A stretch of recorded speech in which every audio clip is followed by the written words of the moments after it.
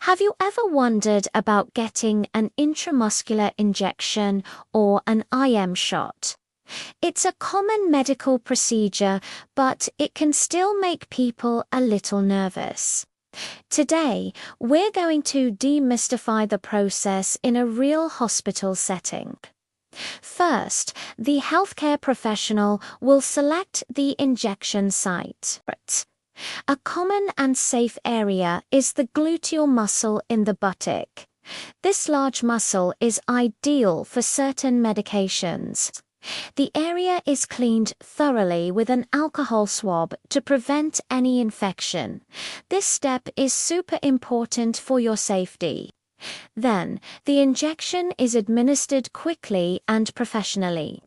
While it might pinch for a second, it's usually over before you know it. The professional will then apply a small bandage, and that's it. A routine procedure done safely and efficiently.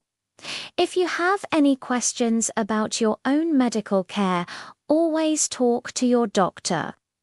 Thanks for watching, and don't forget to subscribe for more insights.